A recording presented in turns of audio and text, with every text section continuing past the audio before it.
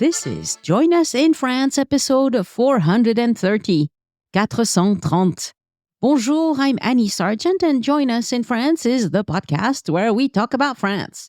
Everyday life in France, great places to visit in France, French culture, history, gastronomy, and news related to travel to France. Today, I bring you a conversation with Will Weider, who tells us about his experience attending Roland-Garros, that's the tennis tournament, in 2022. If you're going to be in Paris during Roland-Garros, which is May 28th through June 11th, that's 2023, you might want to grab some tickets as soon as they open. Premium tickets go on sale this week, and all tickets go on sale on March 15th, and they are going to sell out fast. This podcast is not sponsored by Roland-Garros, but rather by donors and listeners who buy my tours and services, including my itinerary consult service and my GPS self-guided tours of Paris on the Voice Map app. And you can browse all of that on my boutique, joinusinfrance.com/boutique. For the magazine part of the podcast, after the interview with Will, I'll tell you about the general strike announced for March 7th and how to deal with strikes in France in general. It's really not rocket science, and those of us who live in France are constantly faced with strikes of different amplitude, obviously. So we know what to do, and soon you will too.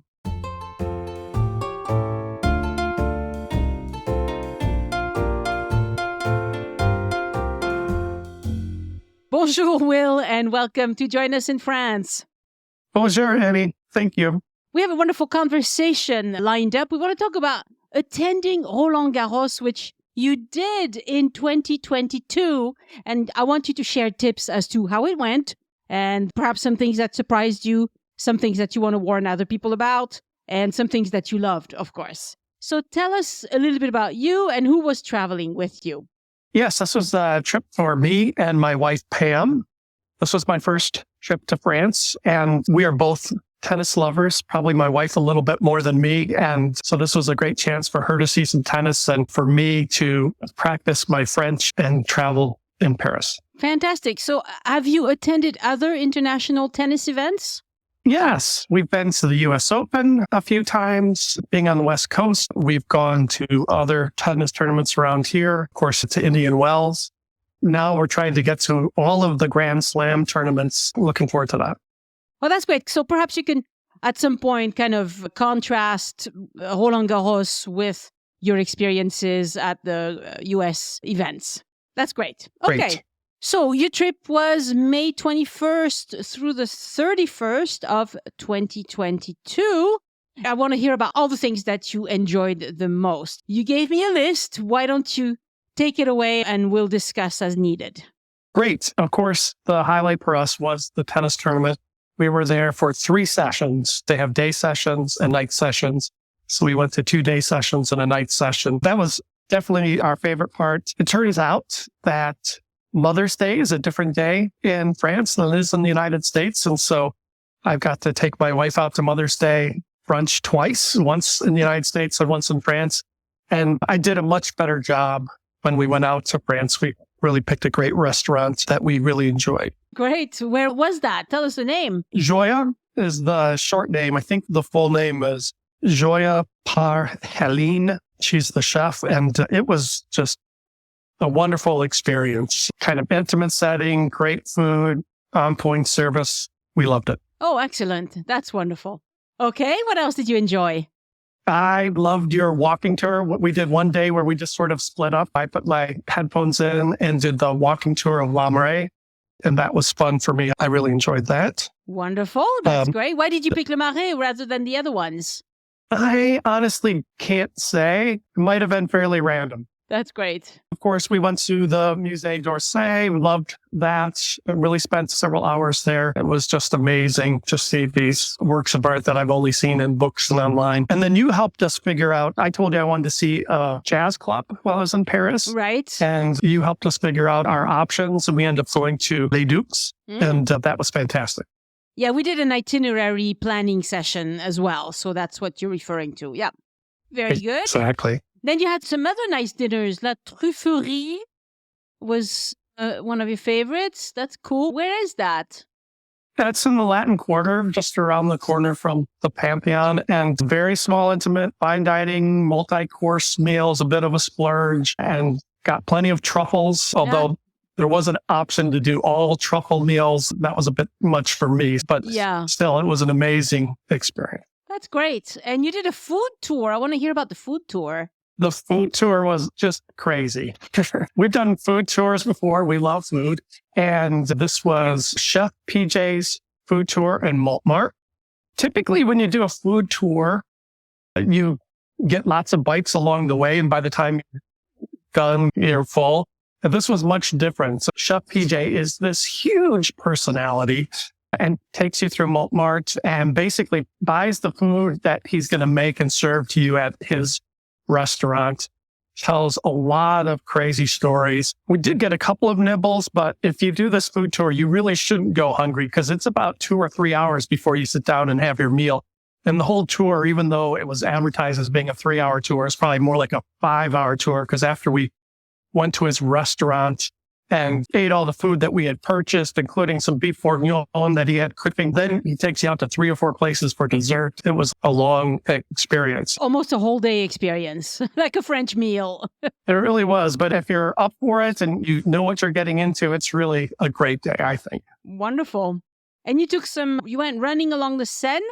Yeah, I tried to run from time to time, and I just felt like that was a great way to start the morning, and you get to see all kinds of interesting folks and the boats. And I really enjoyed doing that in the morning to get started. So this was towards the Roland-Garros area. Were you staying in the Roland-Garros area?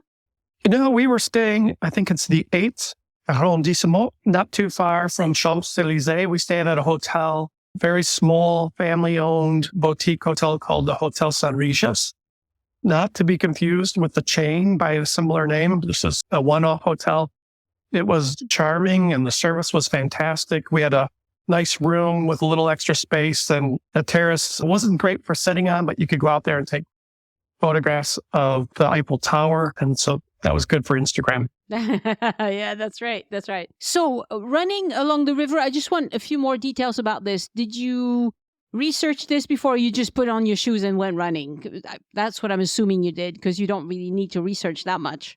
Yeah, no, there's plenty of room to run there, as most riverfronts have, and got to run different sections to get a little different view, a little different flavor. But no, I just got my shoes on and went towards the river. Yeah, and there was nothing startling about it. No, not at all. It was a good, comfortable run. Excellent. All right. You, of course, also enjoyed your croissant at the local bakeries. Everybody likes those. But did you branch out into other pastries, or was it just strictly croissant kind of guy? No, we tried a lot. I love pain au chocolat, or as we Americans call it, chocolate croissants.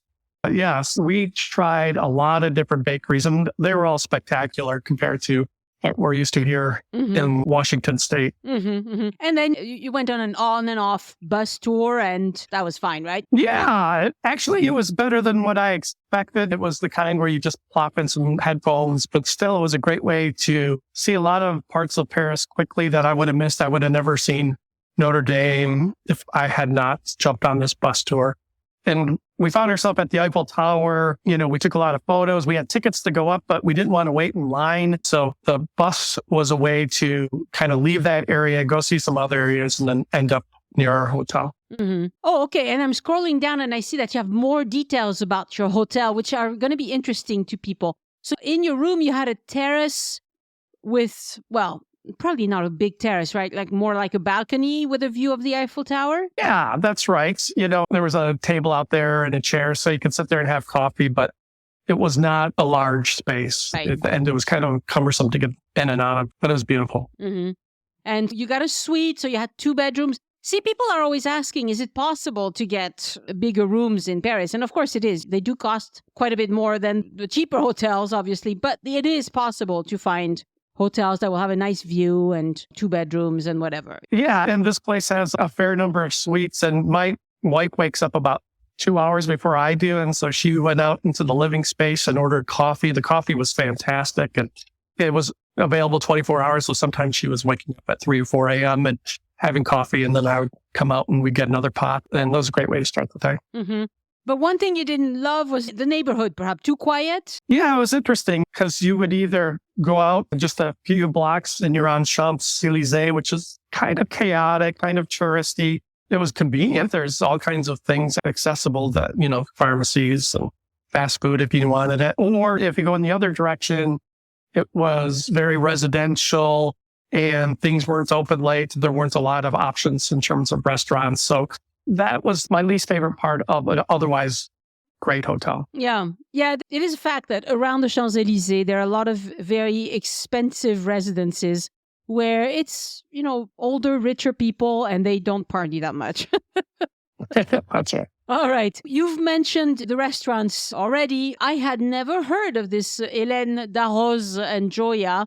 So, it's a brunch spot. That's probably why I haven't, because I rarely go out to brunch. So you said it's an interesting take on brunch. Like how? Well, there is lots and lots of small courses and very inventive food. Probably food I couldn't describe. But it was great because if there's something that you didn't like, you didn't have to eat it because there was a bunch of other things that they brought out in sort of waves. So is it a starred restaurant? I believe it is a Michelin star restaurant. Yes. That's how it works usually. Those starred restaurants, they will just bring a lot of interesting looking, smelling, tasting, texture, whatever, nibbles. And you get a lot of little things that you have to experience, I guess. Yeah. Yep. And we loved it. It was they didn't have traditional seating. It was kind of like couches and interesting tables. So you just felt like you're in someone's home. It was really neat. Mm-hmm. All right. Then you tell me about your favorite foods on this trip. And it's funny because the one you picked is nothing like a starred restaurant. It's a very different. Tell us about that. Well, I love my sweets, and I was doing your walking tour and you were telling us about Mérieux de Fred. I probably butchered that. It's fine. But, these are, how would you describe what they sell? It's a meringue. It's a flavored meringue. And they surround it with cocoa powder or coconut or something. And it's making basic meringue is easy, but they make really special meringue. But it is basically meringue, and it's very delicious. And there's a bunch of them by now in Paris. Au Merveilleux de Fred, every neighborhood in Paris, it looks like, has one. Yeah, so they did them in a very special way. I've had meringue for dessert before, and it's kind of bland, but this was just fantastic. Yeah. It surprised us both. So I think we got a chocolate one and one that was a more fruity, and we love them. Then you like the bœuf bourguignon. So Chef PJ served you one, and then another place served you one. Well, actually, Chef PJ's restaurant is called Petit Moulin des Mauvais Garçons. Yes, the Petit Moulin des Mauvais Garçons. Well, quite the name. Right. Yeah, it is quite the name. It's quite the place, too. It's very tiny. We were all very cozy in there. There's a lot of funny drawings outside of the restaurant. It was a neat place. I plan to go back someday. Cool. And you also liked the food at Roland-Garros. Now, I'm stunned by that. You have to explain why. Well, I would say two things. And so this is sort of getting into the visit of the tennis tournament. My number one tip for folks with regard to the tennis tournament is if you can afford it, the premium seating is the way to go. And it includes access to a lounge that has surprisingly great food and cocktails, and all of that is included as much as you can eat and drink as part of your ticket price. And we were just blown away by the quality of the food. There's a meal served, but even before and after the meal, there was always something to snack on, including a dessert bar, and everything we ate there was just delicious. Oh, that's great to know. So you didn't, that's because you were in the premium kind of area. Did they also sell like everyday food vendor type of things, hot dogs or whatever? Yeah, in the gardens, there are lots and lots of shops selling both food and, merchandise, of course. And the food there was good too. We only did the premium tickets one day. The other day we had general admission seating, so we ate at those places. There are sit-down restaurants, there are places just to pick up a sandwich to go. And I would say compared to my experiences at the US Open, per se, the food was a little bit better. So walk me through the experience. When you walk into, well, first of all, how long before the tournament did you get your tickets?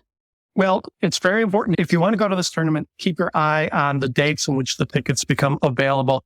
You buy them online at the Roland-Garros website. If you're thinking about going in 2023, now's the time to be thinking about buying your tickets. The premium tickets are on sale from February 23rd to 27th this year, and that's basically the same as last year.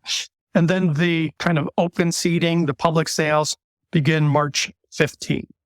Tickets go fast, and if you want to jump on those in the first couple of days, they go on sale. Right. So take note of the fact that tickets do not go on sale a year early. And this is a problem that a lot of Americans seem to have a hard time wrapping their heads around this. Like, it should be on sale at least a year early. Well, it's not.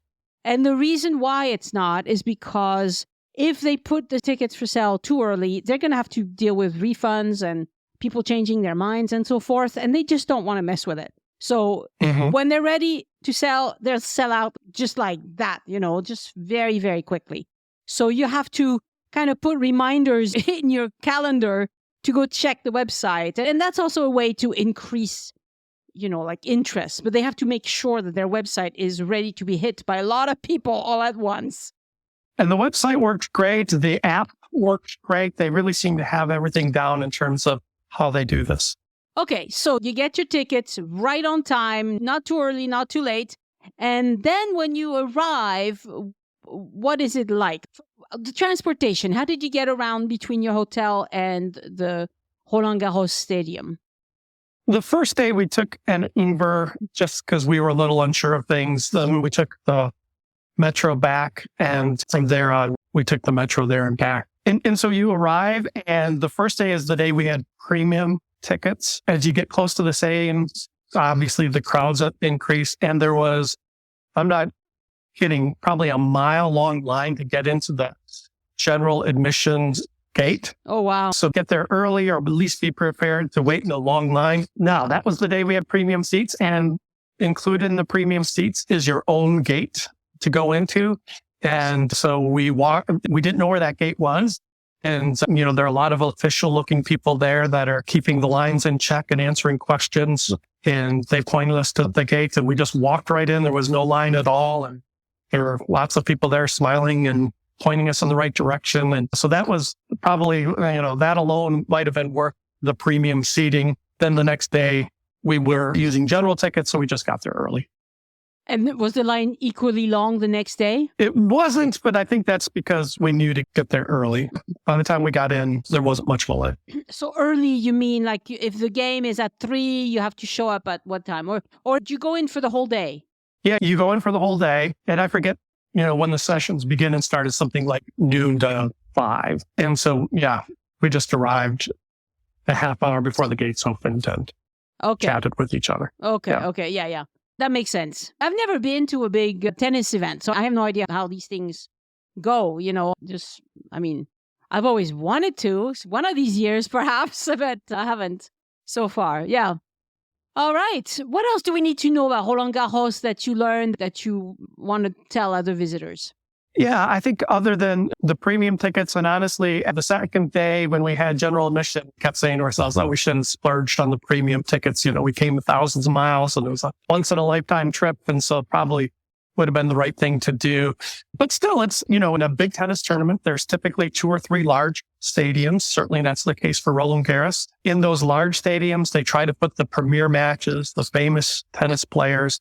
And so you can get reserve seating up close in these large tennis stadiums and get really close to these famous players. Right. Or, if you're on a budget, you can buy general admission tickets for as low as €10. You can go to the side courts and watch.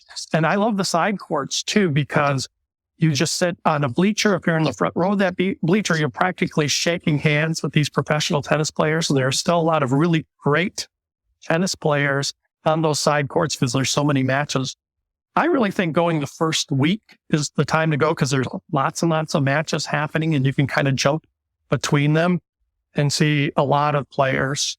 So you see men, women, doubles, everything is happening at once? Yep. Everything is happening at once. So how many courts do they have?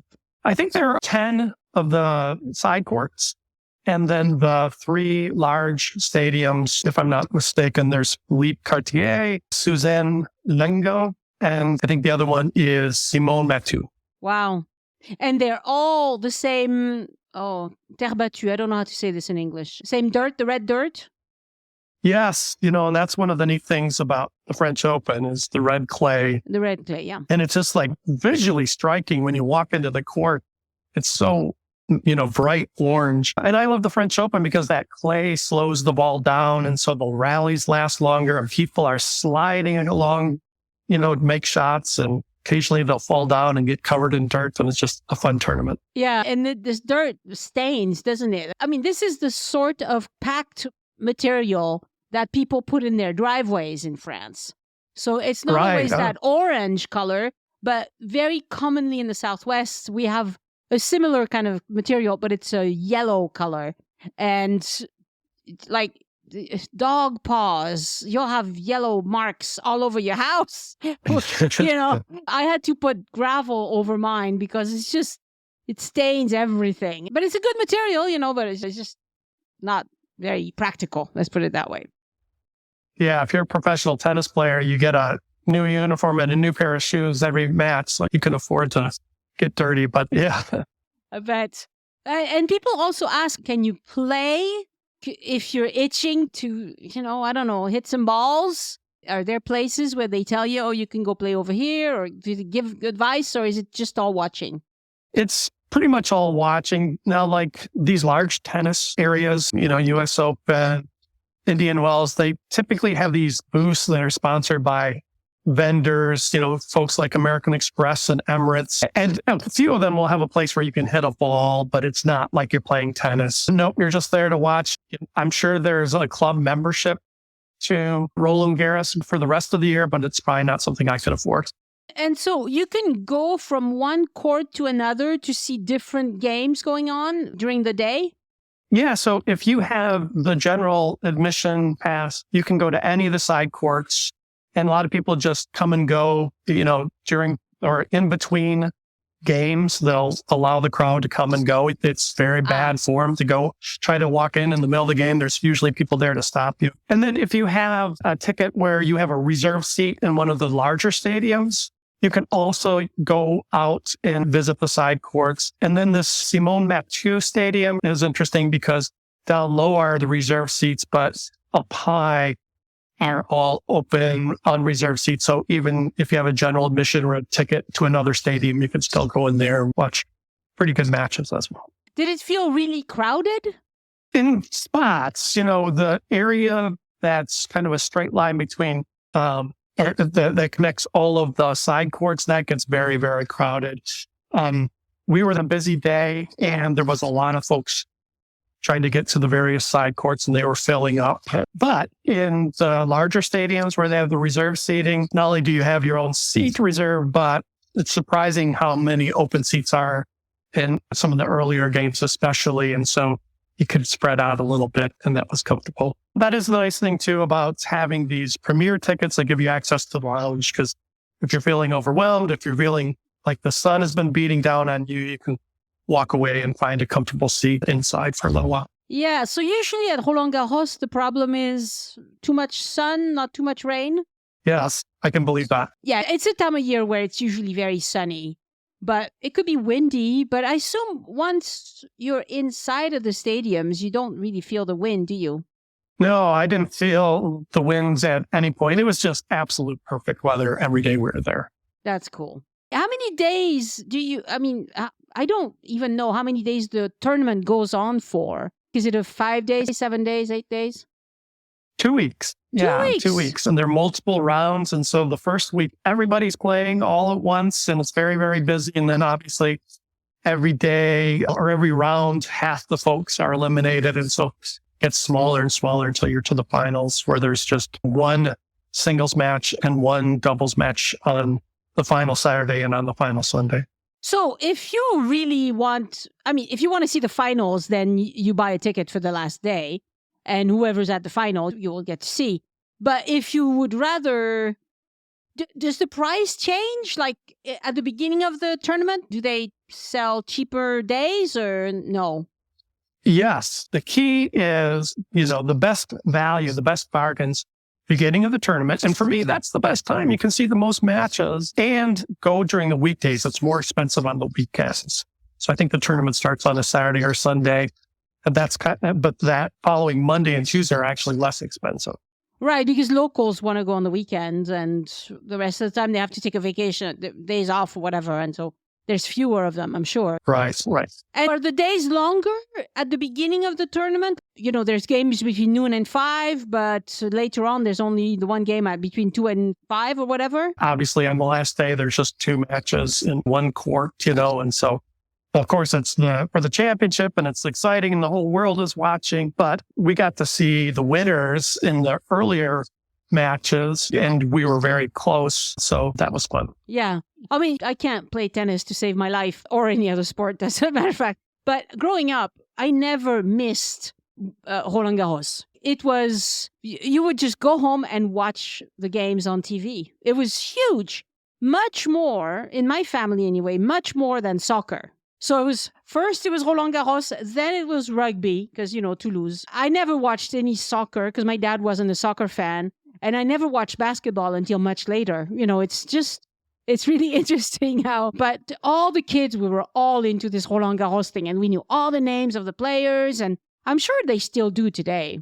Yeah, I think that must still be the case because for the matches where there are French players like Humbert or Garcia, the crowd just went crazy. And those are if you can get to one of the matches where one of the French players are playing, definitely do that. It is so high energy and so much fun.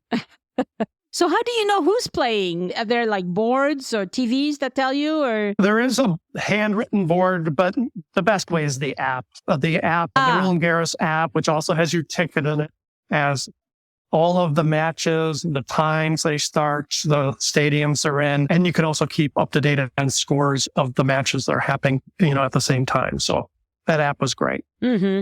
And you enjoyed the night matches as well. Yeah, they only played the night matches in Philippe Cartier. It's a 15,000 person tennis stadium, one of the largest. They always have a premier match. I think we saw Corda from the United States and Alcaraz from Spain, who's like into the top 5. And they're just fantastic energy. Every seat is filled. It was just a lot of fun. So it's probably not the best value because there's only, I think, one match. Maybe there's 2.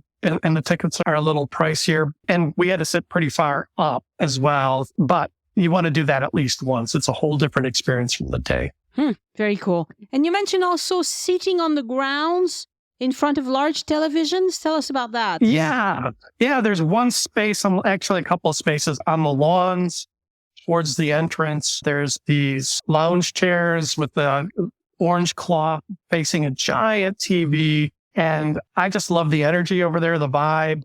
And I think, when I got tired of sitting in my seat in the stadium, I went there and kind of relaxed.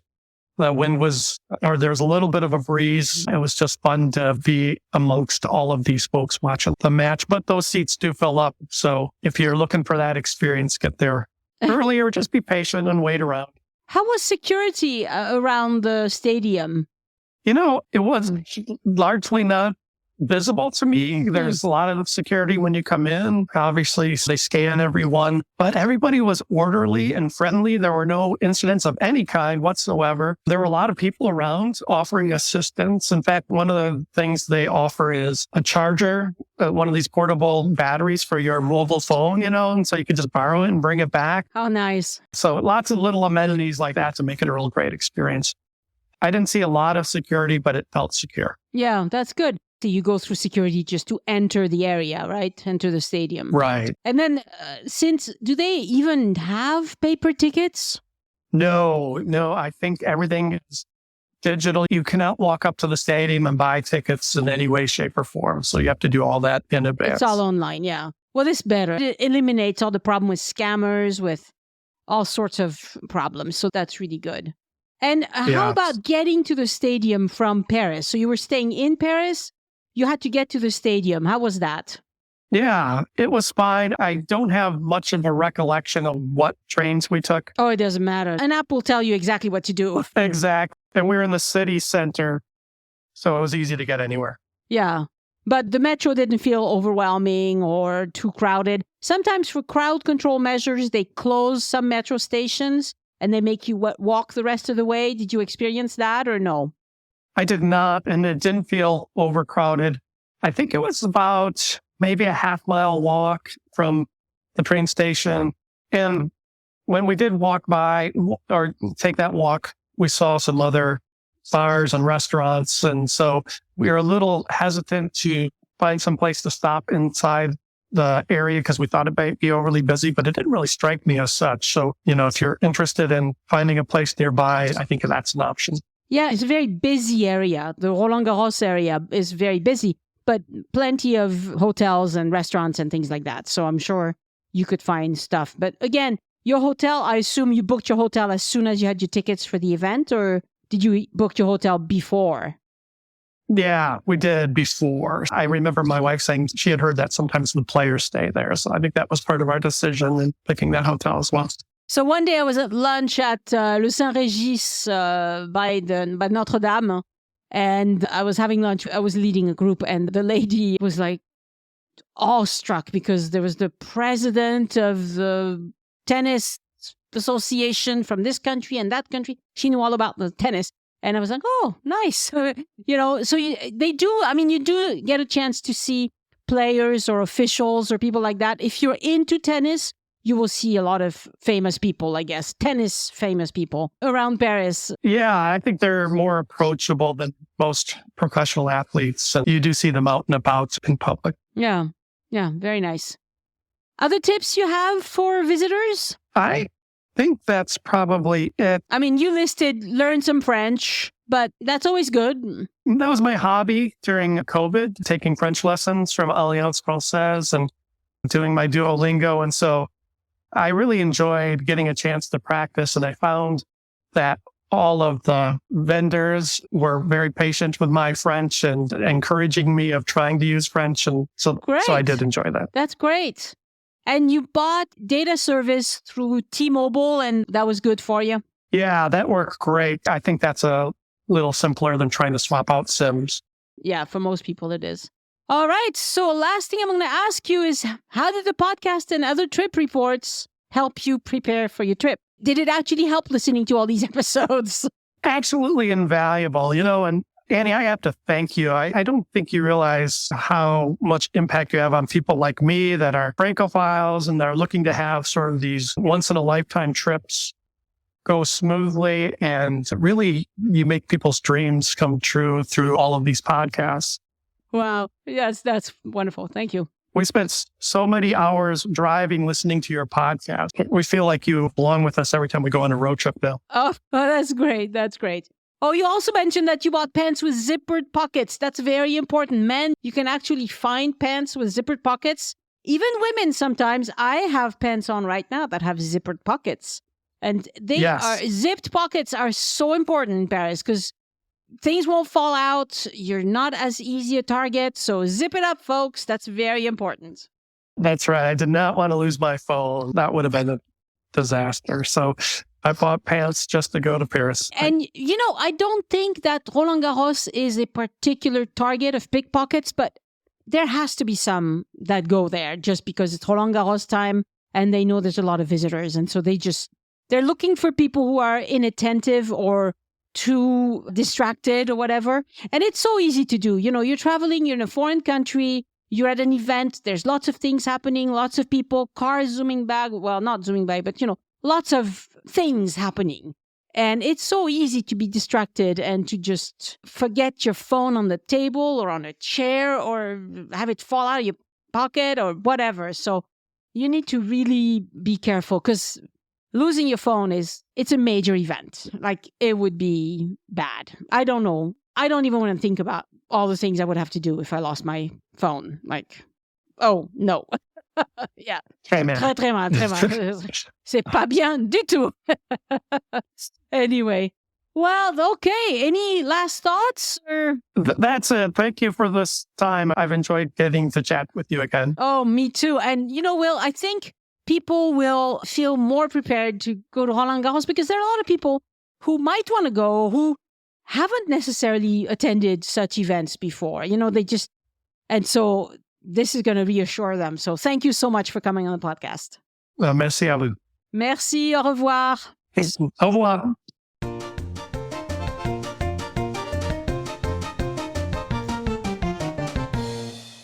Again, I want to thank my patrons for supporting the show and giving back.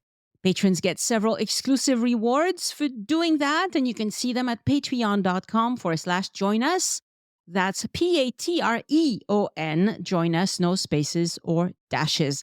Thank you all for supporting the show. Some of you have been doing it for years. You are wonderful. And a shout out this week to new patrons Kevin Fritsch, Brian Tollison, Karen Gasper, and Ellen. Thank you so much for becoming patrons and making this podcast possible.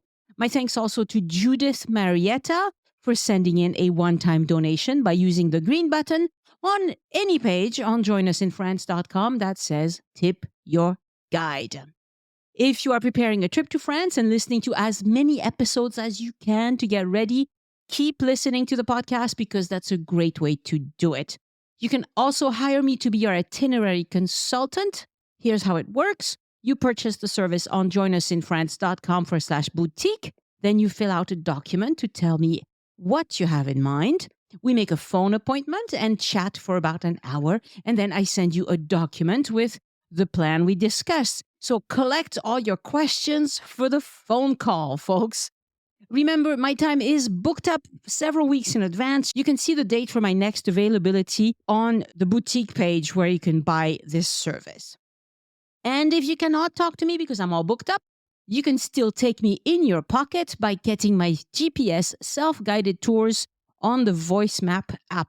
I've produced 6 tours. They are designed to show you the best of different iconic neighborhoods of Paris. They are the Eiffel Tower, Ile de la Cité, Le Marais, Montmartre, Saint-Germain-des-Prés, and the Latin Quarter. I will release the Eiffel Tower tour in French before the end of the month, but keep in mind that I speak faster in French than I do in English, so this is for people who are either French natives or very, very fluent in French. You can get these tours directly from the Voice Map app, but podcast listeners get a sweet discount if they buy directly from me at joinusinfrance.com/boutique. And if you want the tours to work immediately, then get them from the app because when I send the codes, it's a manual process. So it might take a day or two sometimes. For the travel question of the week, Facebook added a new messaging feature to groups, and I turned it off for Join Us in France because getting a notification every minute if someone gets a question that pops into their head, those notifications were hell on earth, so no thank you. The group is very well moderated, very well attended. If you have a question, you can ask it and you will probably get an answer within a few hours without me or anyone else needing to get an instant notification. Facebook is desperate for clicks. There's nothing new there. If you're listening to this episode and you do use Facebook, you should look up the group and ask to join. It's called Join Us in France Closed Group. Anyone can see the group, but you have to answer a few questions to join. That's how we keep out all the marketers and make sure that the group is about travel to France and nothing else, which is, how we like it. All right, this week in French news, let's talk about the general strike announcement. It's announced for Tuesday, March 7th, 2023. The question is what to do if there's a strike announced during your visit to France. Here's the short answer. On strike day, plan something that can be done without public transportation. Stay close to your accommodations and walk everywhere you need to go. Don't book anything on the other side of the city and don't plan on spending the day at the Louvre or at any other museum because museums go on strike quite frequently. Do something that won't go on strike. and is close to where you're staying. Strike Day is perfect for taking a voice map tour, for example. They work all the time. You might think parks and gardens would be good, but in Paris, city workers go on strike a lot. And when they do that, they lock up the gardens. Hotels, restaurants, grocery stores, and stores in general do not go on strike. Taxis might, but Uber drivers probably won't. You know what I mean? So it's the areas of transportation in general, because they used to be a national service. These people used to work for the government. And slowly, these companies have been bought out, but there's still the mentality of everything is due to me and I need to go on strike at the drop of a hat. So that's why Uber won't strike, but taxis might, because they used to be owned by the city of Paris long, long ago. A few days ago, on French news, they talked about this March 7th general strike constantly. Like every news flash was about that. Now it's died down quite a bit, so who knows? It might be a dud. You never know with a strike. The whole point of a strike is to strike the government into giving in to what the strikers want, right? And sometimes it works. You know, if a strike movement gets enough press, then yes, it works sometimes. Now they've stopped talking about it so much. It might be a dud, it might not be a dud. There's no way to know, because in France, strikers don't have to tell you if they are striking up until 24 hours before the strike takes place. So if you work for the RATP, which is the company that runs the metro in Paris and the buses, they announce a strike for March 7th. Okay, we know that long in advance. But if you're an individual who works for the RATP or the bus system or the SNCF, the train system or whatever, you don't have to say, I'm striking until 24 hours before. So there is no way to know how many people will join the strike and how affected these services will be. That's why we don't know. The whole idea is they want to make a lot of hay out of this and hope that the government gives in. So just remember that in general, you need to stay away from trains, metros, buses, museums on strike days, and you'll be probably fine. Airlines sometimes join strikes, but again, just stay put on strike day. If you have reservations to go somewhere on March 7th, try to change it to March 6th or 8th, because then you know it shouldn't be a problem. As for the reason for this strike, the issue is retirement age. In France, most people draw a pension from Social Security. Very few French people have money in a 401k or any sort of private investment. Some do, but it's not as widespread as it is in America. But even if they did have 401ks, there are rules as to when you can start getting your money out and when you can start getting retirement from Social Security, even in America. So the rules in France are complicated because everything is complicated in France. We love to complicate everything. But on average, people get to retire at age 62 or soon after. The new law says that we need to raise the age of retirement to 64. And it also says that we need to put an end to all the special retirement rules for trains and metro workers. So, of course, they're not happy about that. I mean, who would? The extreme left opposition filed so many amendments to the law that it gummed up the works in Parliament. This was done on purpose, of course. In France, they can only take 50 days to examine a major reform such as this one in Parliament. Once the 50 days are over, game over. You pass it, you don't pass it, but we're done talking about this. And then when you have 12,000 amendments that they needed to consider, I'm not sure what the exact number was at the end, but it was huge. It was that range of number of amendments. They never got to talk to the meat of the matter. They were just discussing all these amendments. And when there is no majority in favor of a law, which is the case here, it automatically goes to the Senate after those 50 days. French senators are much more conservative and tend to agree with Macron more often. So the Senate is likely to pass something that will maintain the new age of 64 and will kill special rules for SNCF and RATP workers. Then the law goes to commission, and that commission has 3 members of the president's party, 3 people. This is a 6-member commission. So 3 members of the president's party, 1 extreme right, 1 extreme left, and 1 miscellaneous right party. So the law is going to pass. But groups like the CGT, which are heavy strikers in France, they do love a good show of force. They need to show that they are still relevant. There will be strikes, but they probably won't have the impact that they hope. The law will pass, and eventually they'll all go home and cook up another reason to strike. Because this is what they do, okay? I'm sorry to be, maybe I sound cynical, but that's what they do. So remember, on strike day, stay put, find a voice map tour that you can walk near where you are, and you'll have a great time, despite the strikes. For my personal update this week, I went to the lovely town of Bages, B-A-G-E-S, and to the Abbaye de Fontfroide. So Fontfroide is F-O-N-T-F-R-O-I-D-E. It's near Narbonne. And I did this last weekend. It was a wonderful day out in the Corbière area. A beautiful wine route as well, but it was a Saturday in February, and most of the places were closed when I stopped by. I'll probably go back to the area again because there's so much to see there. Next weekend, I want to go to see a most beautiful village near Mirepoix, unless we get some much needed rain. In that case, I'll probably stay put. We shall see. But anyway, I'm enjoying some outings in the Occitanie region to look around these beautiful places that we have in the Southwest. Show notes and full transcript for this episode are on joinusinfrance.com/430, the numeral. And you can help your friends plan their visit to France.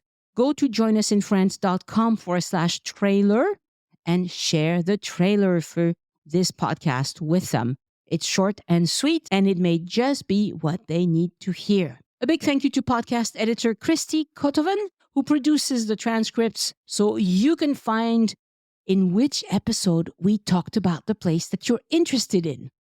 Next week on the podcast, an episode about the 5 days that my husband David and I spent in Alsace just after Christmas.